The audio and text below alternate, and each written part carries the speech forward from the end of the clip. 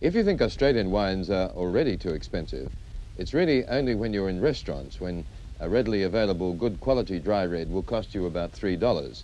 But bear in mind the average restaurateur is charging you up to 300% markup on that bottle.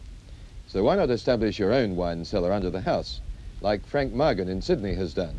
Frank happens to be an official of the Australian Wine Bureau and therefore is in the know. How many have you got here, do you think? Oh, there'd be about 1,000 bottles, I suppose. It's what makes me laugh, you know, when I read the papers today and yesterday about wine prices going up. They're still, whether they go up 5 cents or not, the cheapest you can buy around. It won't stop me buying wine. It also makes me laugh because every time wine price goes up, of course, this cellar goes up by an amount that would make my bank manager laugh in his sleep. Well, you've got 1,000 bottles, you say, Frank.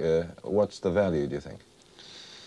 Never really thought about it, I suppose, but you could put a minimum price of $1 a bottle on it because I bought them all around $1 a bottle, which would make it $1,000, but I'm sure they're worth twice, 3 times that by now. It allows me to keep wines going back to, say, this one, a 1903 Saltram's Claret, in pretty good condition. That looks sound enough anyway. There's a 1958 Mildara wine here that I bought only a year or so ago for less than $1 a bottle. That's now about $3 a bottle. It's growing old gracefully here. Of course, we could squat here forever talking about wine with our knees cracking, but the best thing to do with it, of course, is drink it. Let's have a look at a wine, an ordinary commercial wine that has got a bit of bottle age on it. Well, this one, let's see, there's a Mildara of 1952. Splendid wine, an ordinary commercial wine. I suppose it sold at around about 50 cents when it first came out. Now it might be worth $3, $4, but what does the money matter? It's going to be lovely to drink. Of course, I'm not one of the smart ones. I didn't buy all this wine to make any money out of. I bought it to enjoy. That's what wine's for, but I discover, to my surprise, that I'm rapidly approaching the moneyed class. I don't know what I'm going to do, but look at the colour of that wine. See, you know, you don't get colour like that in the new young wines that are around that you can buy, just as I bought this one for, I think, 7 shillings or something. It's now worth $3 or $4 at least. I don't know. The more we have auctions, the more this old wine's put up, the greater the price seems to be on it. The smell of that. Cheers. Oh, cheers. I'll just smell it for a while, I think. Yeah, well, it tastes pretty good too.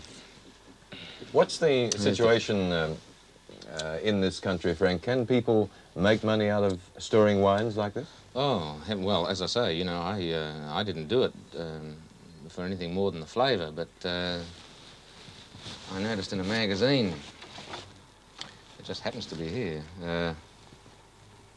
a chap in Melbourne is selling Ranelagh Burgundy of 1938. There wouldn't be much of that around, but people in 1938 could have bought it at $100 per bottle. Now, that wine would have been 4 shillings, I suppose, in 1938. If you wanted to, if I wanted to exploit this cellar, I'd have to keep an eye on the auctions and submit lots of a dozen, no less. Unless I had something like that 1903, and I could put that one bottle up by itself and probably get $40, $50, $60, $70 for it, I don't know. I couldn't take an ad in one of the papers and say, you know, I have got these wines available and then sell them without contravening some of the licensing sections. I'd have to get hold of the local publican and say, well, for a 10% commission, will you handle the sale of this wine for me so that the sale takes place on licensed premises? But this is quite easily done. I mean, you can easily get to be friends with a publican and, you know, buy a couple of beers there and you're his friend kind of thing. So the market potential, the market is there, the potential is certainly there to make money out of it if you want to. There are people these days, as I say, the smarter ones, who are simply buying wine as they might buy shares in the stock market to make money out of it. Well, Frank, here's to fun and to Australian wines at the same time. Yes, indeed. Enough of the talk. Let's. You seem to enjoy that wine. No, I do, yes. No, that's the best advertisement I could find. Let's have just a little more of that. It's too good. Too good indeed. Bill Peach will be envious. I hope he is.